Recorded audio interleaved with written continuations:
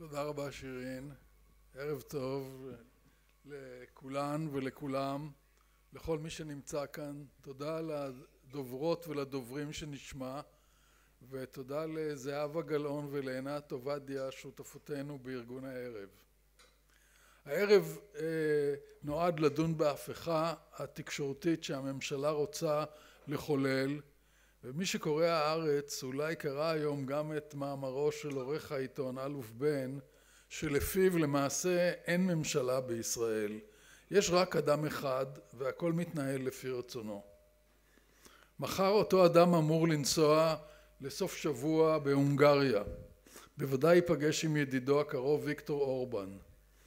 לנתניהו יש חלק נכבד בהצלחתו של אורבן להיבחר, כי הוא שידך לו את יועצי הבחירות שלו, ארתור פינקלשטיין וג'ורג' בירנבאום, שהביאו לו עצמו את הניצחון בשנת 2006, כאשר המציאו את הסיסמה פרס יחלק את ירושלים. 96.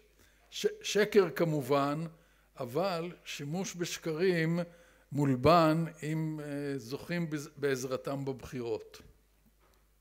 אצל אורבן שני היועצים הבהירו שצריך להמציא אויב. תבחר קמפיין נגד ג'ורג' סורוס ותזכה בבחירות. סורוס יליד הונגריה, תמך בארגונים ללא מטרת רווח בהונגריה, הקים אוניברסיטה טובה בהונגריה, וגם אמר שאירופה צריכה להתארגן כדי לסייע לפליטים מסוריה.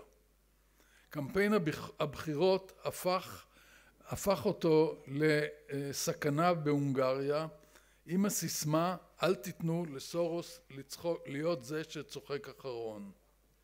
אגב, שגריר ישראל בהונגריה נחרד מהקמפיין נגד יהודי והתלונן לממשלה ההונגרית, אבל נתניהו קרא לו לוותר על התלונה נגד הקמפיין וטען שגם לישראל יש בעיות עם סורוס.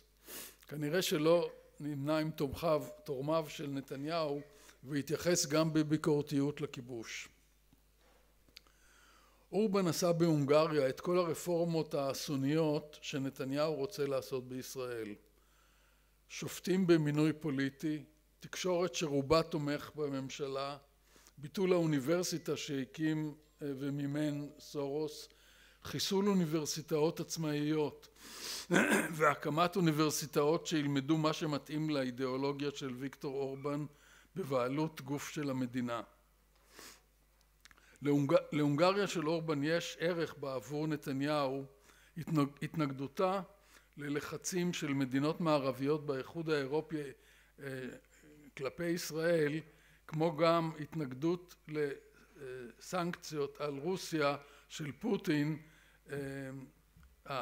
העבריינות הישראלית שבאה לביטוי במפעל ההתנחלויות לא מטרידה אנשים כמו אורבן ומנהיגים אחרים עם נטיות פשיסטיות, אבל כן את מנהיגי הדמוקרטיות האירופיות שחושבים בפתרון, שתומכים בפתרון שתי המדינות.